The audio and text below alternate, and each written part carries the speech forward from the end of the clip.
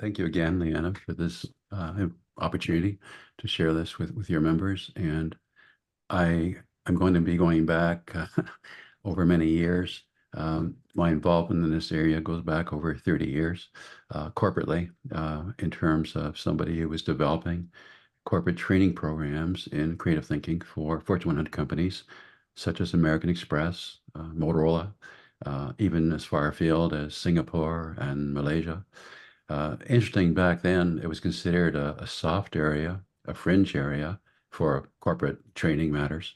And now, as you may well know, in many of the major business schools, it's one of the main courses, a required course, so to speak.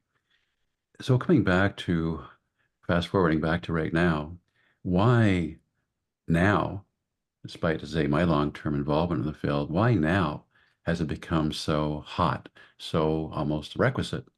I think there's a few reasons for it primarily. One is we're living in, I think we'll all agree, extremely challenging times. Not only is there so much change and rapid change, but it's what I call nonlinear change. You can't extrapolate from what was, what we're familiar with, what history tells us, and even what people have expertise in, because expertise is expertise of the past. So it's like going into this blind. We don't know how to navigate. We don't know what markers to use and even perhaps what our goals are right now. In the economy itself, one of the hot areas of the economy over the last 20 or so years has been what they refer to as disruptive innovation, which we'll take a deeper dive into shortly. That really is breaking business models. So instead of a refinement, making something more efficient, adding more bells and whistles, it's a fundamental re-questioning of what you need to have provide certain benefits or products. And that's again disruptive innovation. Um, if we have that exercise posted now, do we by chance, Emily? This is from my website. It's one on creative thinking I developed over 30 years ago. And it has actually, as I was just saying very quickly, more relevance perhaps even today when it's so important just for our survival individually and in our organizational work in various ways to become very skilled in this very different way of thinking. In a way, it's like going from a fixed mindset to a growth mindset. And again, not just something for those who seem to have a particular aptitude towards this type of thinking. It's requisite, I think, for all of us at all levels now of our life. Well, yeah, once we can have that ability to think out of the box, it's actually very simple. Um, we first have to recognize there is a box. And so that's an exercise, first of all, that I used experientially to help people get a sense that, yeah, there is a box. There is something that is confining, limiting, defining the way they think about things, which they so take for granted. It's transparent, so they're not normally aware of it. Once you become aware, once you're able to surface the implicit assumptions, knowledge is power, then you're free from it, then you're liberated from it. Now, the article, which is also attached to me, or actually sent it perhaps as an email too, I won't go into that right now. That's for your background information primarily. So in that, I go through some of the classic tools that we use that guarantee the ability to think creatively, the ability to think out of the box. How so? Because it's, again, not a matter of aptitude. It forces you, in terms of the actual exercises, to look at something, to perceive something, to process something in a different way. So that's basically how they're doing. They're shaking us out and of that kind of fixed way we have of looking at things. Now, one of the key things to appreciate when it comes to creative thinking is the importance, no matter what the tool might be you work with, to separate the generation of creative ideas from their evaluation. And that's something that really requires a discipline. And I see so many people not doing this, whether you're doing it individually or you're in a group brainstorm of some sort. And the reason is sort of speak obvious. When you're trying to generate creative thinking, you're trying again to recognize the limits of conventional thinking, yours and perhaps societally around you. And you're trying purposely again to bust through that to get a different vantage point, a different way of connecting the dots. If you prematurely, as you're doing this, as you're trying to do this, are evaluating, you're in a sense restricting and censoring yourself. So for example, things may come up like, this is fundamentally impractical. With the notion of, airplane flight, which we take for granted right now. There was a time, and it was not that long ago, when eminent scientists at the time said the notion of heavier than air aircraft flight was impossible scientifically. That among other things, it violated the law of gravity. But it's not just something we can go back and say, well, back then they were, not as open and forward and wise in their thinking. It's also affected major industrial um, profits and positioning in the market. For example, as some of you may know, it was the Swiss um, watch manufacturing companies that a few decades ago were the leading manufacturers of the most valued high quality wristwatches. And you may or may not know that despite, again, their being on top in terms of most desirability and internationally, and of great quality, which is part of the reason, plus the design and quality otherwise, physically. But they also had a somewhat of a research arm, and they had invented what we now call the digital watch technology. But at the time, because they were so successful in their domination of the international watch market, their own leadership killed the research because they thought, why bother? I mean, we're already on top. However, some of the scientists who were involved in developing that technology nevertheless demonstrated at a trade show. One of the companies that happened to be at the trade show was a Japanese company that eventually saw the potential of that, and they quickly flooded the market. If you remember with the digital watches when they came out a few decades ago, smartwatches, they were plastic, they had different colors, they were very, very attractive that way. But again, the inventor was a Swiss manufacturers who dropped the ball intentionally. They thought, like, again, we're already very successful. Why should we go at this? And somebody, again, outside of that frame of reference, outside of that box of the mechanical watch industry, saw the potential and not only became very successful, but it also greatly damaged the entire Swiss watchmaking industry. A more recent example is with Kodak, a company we still, hear about, but not to the same degree. Kodak, as you may remember, was a company that primarily was involved in film, be it for still film or for movie film or slides, and the developing of it. They also had their own line of cameras. And you may or may not know that they invented the what we now call digital camera technology. Again, similar story to the Swiss manufacturing companies. But at the time, they thought, again, we already have the camera market internationally. Why bother doing something we still haven't tested beyond, laboratory experiments and developments with it? So they let it go. But as you know, other companies picked up on digital photography, and Kodak lost its dominance and is but a shadow of its previous self. So this difficulty we have of judgment interfering, creating, again, the box, is not so easy to perceive, even by people, again, who have a spectacular track record. But the tools guarantee you'll be able to think out of that frame, unless, I repeat, you reduce the effectiveness by prematurely starting to evaluate them, which takes you back to your familiar frame of reference in terms, again, is this practical? Do we need it now? Is it affordable? Is the technology there? So instead of getting caught up in the weeds that way, we want to have just a pure idea generation sessions, whether you're doing it on your own or you're doing it with a group, and separate by at least a few hours. Then intentionally going back with whatever raw material you've come up with, and then do your evaluation in various ways. Now, there's one exercise that I also want to mention to you, which is not in my article. That article, by the way, was somewhat of a summary of the training program I developed, again, for American Express and Motorola 30 plus years ago.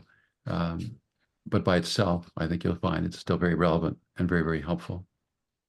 But an additional technique I want to bring to your attention that I didn't refer to in the article is scamper. It was a mnemonic, so to speak, where every letter stands for something else.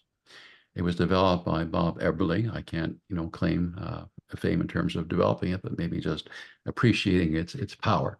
And scamper is again an acronym. So each letter stands for another word. So for example, S stands for substitute. C stands for combine. A stands for adapt. M for modify. P, put to other uses. And finally, R, rearrange. I'll just repeat that one more time. So again, the components of scamper are substitute, combine, adapt, modify, put to other uses, eliminate, and rearrange.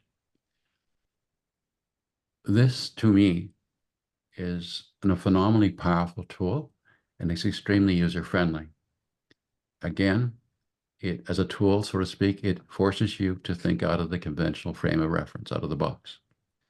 And you can apply a scamper to pretty well anything. Let's do this as an exercise. So if you understand those terms and what they mean, like as the exercise, like to do this, let's take an example of a successful company. Again, a good example of the disruptive economy, as I mentioned, we're experiencing increasingly, Airbnb. It's an international organization. What, in terms of scamper, did they do? How did they come up with a very different concept in the hospitality industry? Radically different at the time. So in the traditional hotel industry before them, if you wanted to have an overnight stay somewhere, be it shortly for a longer period of time, you would go to a hotel. It would be something that someone had invested in the real estate and the building of it, the maintenance of it, the staffing of it. But what Airbnb did instead was they have individual owners provide their home facilities for people to be able to rent out. They don't have to own anything physically in terms of the properties, so there's no investment that way. They don't have to have a hotel support staff. The people are on their own, and in terms of just the places they rent just are supposed to be clean and good upkeep in that respect. So in a way, they were using something like Scamper to help them come up with something very different. Let's take another example. Uber. All right, so Uber, the rideshare type, program, where again, unlike taxi companies before it, the owners of these companies, again, like Uber, and there's other ones as we now know, don't actually invest in having to purchase vehicles. They don't have a payroll for drivers. So again, they took the taxi industry model and they applied something like Scamper to be able to come up with a whole different way of delivering that service to people, where you could have, again, a ride for hire. Tesla, coming back to the concept of the electric car and trucks now, they eliminated the need for a gasoline engine. Let's take a more complicated one, perhaps. As you understand Scamper, I'm trying to illustrate as we talk. Let's go back to how Apple developed the iPhone. So what did they do in terms of Scamper to come up with the iPhone? So they were certainly substituting, they were combining, they were adapting, they were modifying, like almost all of these things, but specifically. So the iPhone combined a phone with an iPod, which was music, if you remember those iPods, and an internet communication device. The other tools are in my article, and they're well proven, and they do still have very much their application. This is an old one, which a lot of people don't know about, and I still think it's one of the best ones because it's so user-friendly. It's almost like a game you could play, as well. And what I want to talk about now are alternate states of consciousness. So up to now, we've talked about um, why, again, creative thinking innovation is so important. It's an imperative. I also just was quickly going over some of the concepts we use to think out of the box. First, again, beginning with recognizing there is a box, but now more radically diving into alternate states of consciousness. In my book, Dreaming to Do It, The Science and the Magic, I extensively document with examples of all the major things we have discovered and produced from the beginning of time. Everything, without exception, came from imagination. Everything. And, when you think back to perhaps when you were in elementary school, perhaps some of you even in high school, secondary school in the beginning, when students would sort of wander off and daydream, they were often reprimanded, like, stop daydreaming, pay attention. Um, and we talked about, teaching the 3 R's in school, but imagination was something discouraged. It was like noise, not a signal. But the reality is, again, that everything we've ever come up with in any way comes first from imagination. Now, more fundamentally, as I explain in my book, that it's the source of so many things we take for granted and misunderstand. So let me go back, first of all, to some of the discoveries in science. For example, Albert Einstein, was a famous, as we know, physicist, mathematician, discovered so much about the nature of the physical reality outside of us. And many people don't realize this, but he began his interest in understanding the nature of reality of the universe and cosmology at the tender age of 16 by imagining what it would be like if he could ride a beam of light through the universe. That's what started his his insight, his understanding, which led to the special theory of relativity and so on later on, for which he was so famous. That's how it began. Nikola Tesla is the inventor of most of our electrical infrastructure, even now in modern times, and even the preliminary version, believe it or not, of the iPhone. He did all his research in his mind, in his imagination. He would conceptualize and build devices in his mind. He would then operate them like we do, we call them computer simulations, to see, like, would it run, would it work, or does it have to be fine-tuned, does it have to be tweaked in some way? His early tutor in learning about how to use his own mind was a yogi, a teacher of the old yogic, Vedic traditions. So again, although we think of these people as people, again, who are masters of understanding the external material world, the way they made their discoveries was absolutely all within, not without. Let me come back to some other examples because we're going to go deep on this very quickly, even though we don't have much time. So I'm not only suggesting that imagination is the source of all, but another way, if you want to put it, and this is what my book gets into much more deeply, is that it's really about mind over matter. We've been too distracted, mesmerized by what's out there to think that's the primary reality. It is not. It's within us. So let me give you some examples, again, scientifically, because it gets pretty radical what I'm saying, mind over matter. So for example, in my field, medicine, the placebo effect. If somebody believes, if they're given something that sort of looks like a real medicine, and they're told by a doctor or nurse it is for whatever ailment they may be having, if they believe that it's a real medicine and it's given by someone who knows about the proper use of such things, then many of them, approximately 2/3, by the way, will have a beneficial response from something that's chemically inert, so-called, we call them sometimes sugar pills, whether sugar or not, but it doesn't cause the change they're perceiving. Now, some people, as you know, are just also fearful of drugs. Some people have had bad experiences with them personally. And so sometimes you give placebos and you ask people in a questionnaire afterwards, what effect did you have? Again, many of them, I repeat, will have the effect they expected, but a number of them will say they had side effects. They broke out in a rash. Their stools were loose. They couldn't sleep properly. That's all from imagination. So again, going back to this example of placebo effect, what we think in our mind can change our physiology. I'm not just talking subjectively in terms of what our perception is. The physiology changes as well with the placebo effect. It's not just the symptoms, the state of the physiology of the actual body.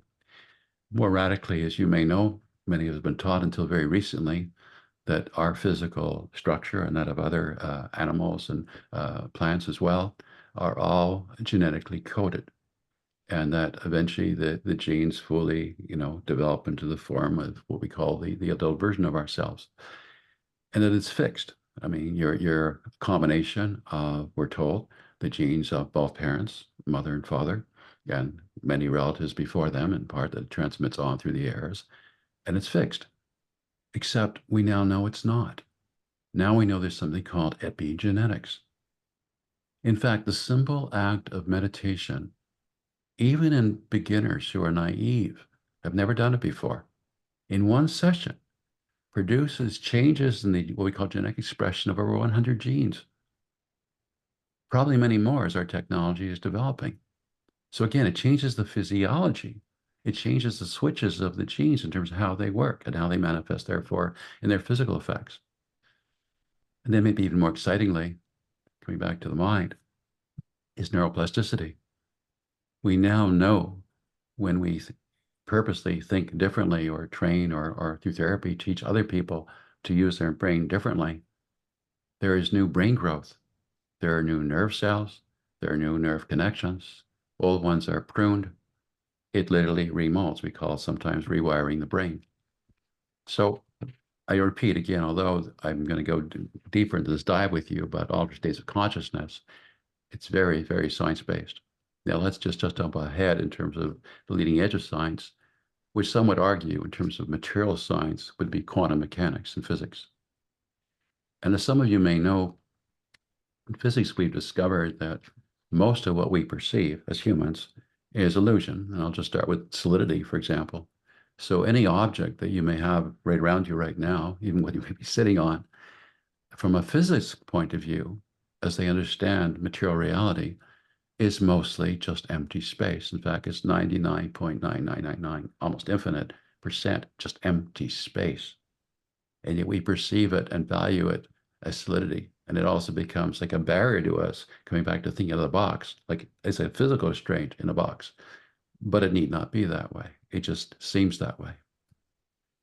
So coming back to physics, so not only again is material substance largely illusion, but we still say, okay, it's mostly again just empty space, which we're assuming incorrectly to be solid, impenetrable, but there's still fundamental building blocks like the molecules, the atoms, the atomic particles. But when they start looking deeper and deeper into the ultimate constituents, building blocks, so to speak, of what eventually becomes matter, they find there are no ultimate particles. All you get are waves of probability, of mathematical probability, which only becomes into substance when it's observed by a human being. This is accepted by the leading edge physicists right now. So it takes human perception to bring imagination into physical form. Now that's phenomenally powerful when you start realizing the implications of that. Many of us feel so weak and confused right now with all the craziness in the world. But if we understood the power within our minds, we can so transform things, be so different than how it is right now. In my book, I go further with this into what we would call manifestation, which I know a lot of people would poo-poo. It's woo-woo, it's occult stuff. And unfortunately, the popular treatment is woo-woo and just sort of occultism. That doesn't mean there's not a grain of truth in it. That's very, very powerful. Just even going back to the scientific examples of things like the placebo effect, epigenetics, neuroplasticity. The mind has power beyond physical limits, contrary to what we've been taught. Now, there are some techniques you can learn fairly quickly that are legal. You don't have to be taking illicit drugs, for example, as a way of altering your consciousness. So one of the ones that's most accessible to us, all of us, whether we recognize it or not, but hopefully I bring it to your attention right now, it's called the hypnagogic state of consciousness, the hypnagogic state of consciousness. And that refers to almost a bridge-like state of connection between our waking mind consciousness and we're actually asleep. So it's not like a switch, like a light switch on off, where we're awake and immediately we're in a deep state of sleep. There's a transition from full wakefulness to full sleep. That's called the hypnagogic state of consciousness, like a bridge. There is a counterpart to that when we come out of sleep called the hypnopompic state. The names are not that important. What is maybe important to realize is they are distinct states of consciousness which we all experience. Many of us don't realize it because we haven't been told about such things, so we haven't paid attention to it. But we all have this going into sleep and coming out to sleep. There's a bridge between the conscious mind, if you want to put it this way, and the subconscious or unconscious mind. Now, there were some famous people who used this technique a long time ago. Um, and to even remind you how they did it, because you can do this yourselves. So if you become skilled, you recognize this again in your normal experience of going off to sleep and waking up, and you take advantage of it, remembering everything comes from imagination. When we're in a state of sleep, and particularly when we're dreaming, as you know, there's a rearrangement of all the components, if you like, of the things that we normally have in our consciousness. And so part of it is a random one, and part of it, again, may be due to other influences, which we'll get to in a moment. But to go back to some examples, because you could use this yourself without being asleep.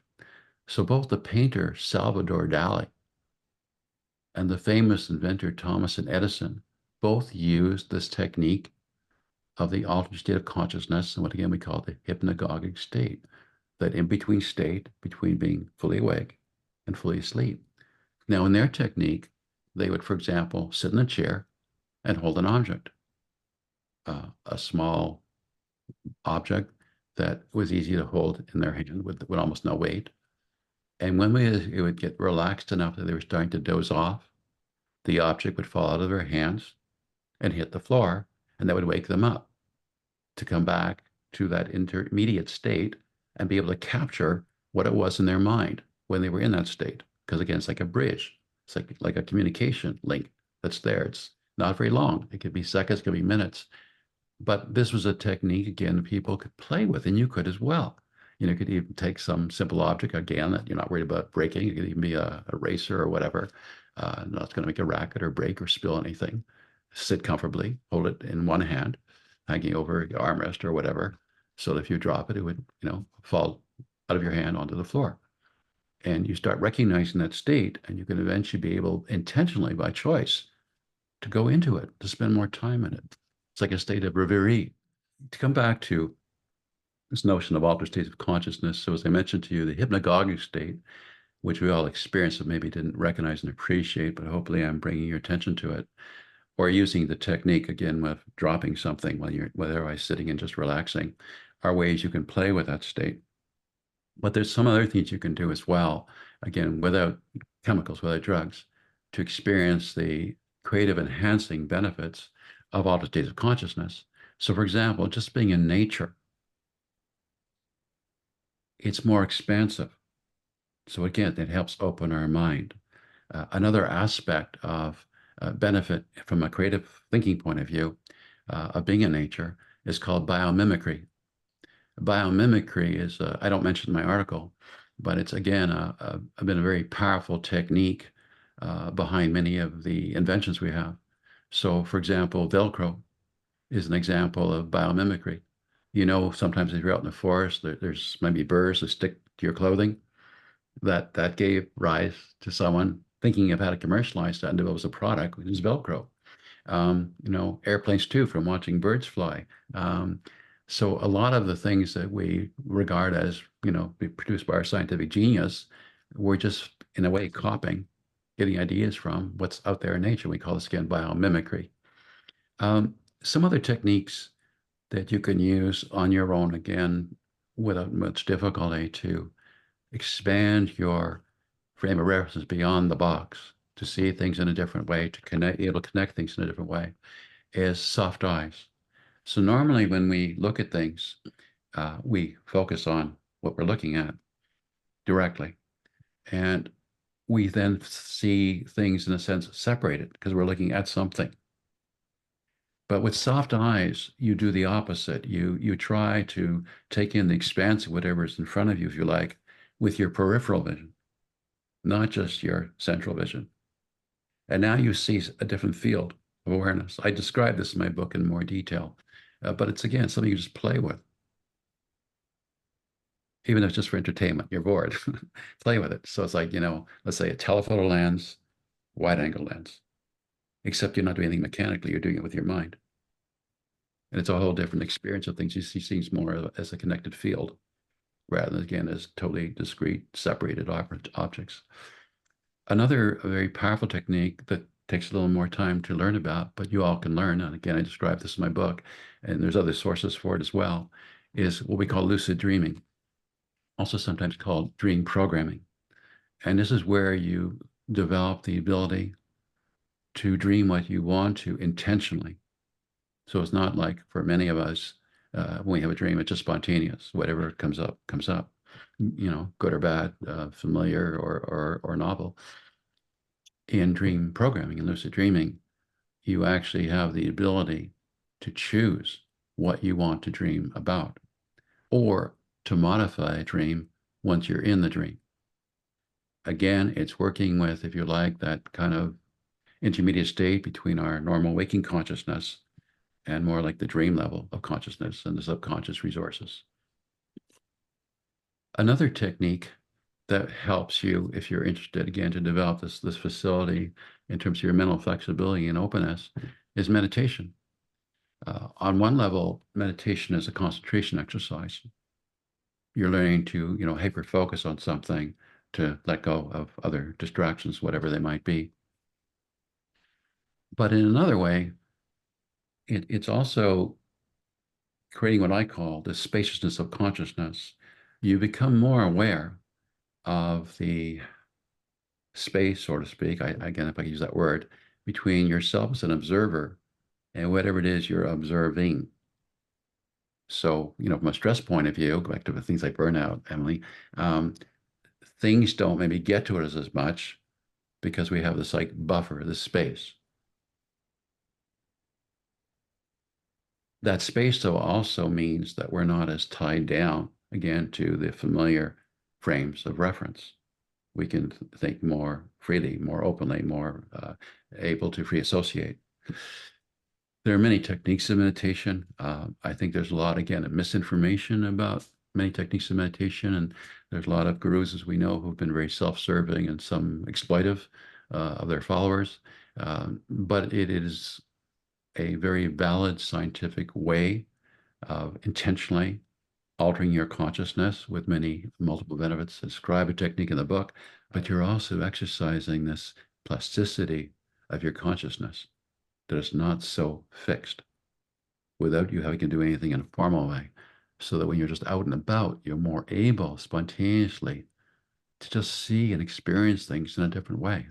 In the programs I developed going back about 30 years ago, creative thinking. So one part of it was to give people a better understanding of the tools and how to work with them and the opportunity. But another part was to look at the corporate culture and the changes that needed to be made in the corporate culture if you really want to have more innovation. Because when I started out, and unfortunately it's still largely the model out there, as many of you know, we had the so-called command control structure. So you have like the CEO, top executive at the top, and then you have the underlings in various levels, and they are told what to do by the top leadership, which again is very linear, very confining back to, the box. And many people traditionally would be evaluated in their compliance, with the rules and regulations and previous procedures and so on. And it was the outliers who would sometimes be disciplined, for doing, again, something that's unrelated, to your work, which was defined and shown to you by other people and so on. So again, that box is one that captures a lot of people. But when you learn the power of creative thinking personally, yes, there may be things you come up with which may challenge other people's understandings or beliefs or values, but ultimately it's liberating, it's expansive. when I work with my own patients in psychotherapy, the approach I take, I call it solution focus. So instead of getting lost in the weeds of all the things that have not gone right in their life and are not going well in their life, we jump ahead with imagination from where you are right now. If you could, where would you want to be? And then you start imagining the steps.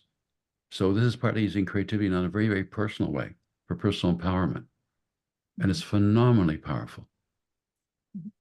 So for ourselves, for again, coaching clients, for organizations, um, it couldn't be more essential right now, this need for fresher, for new thinking.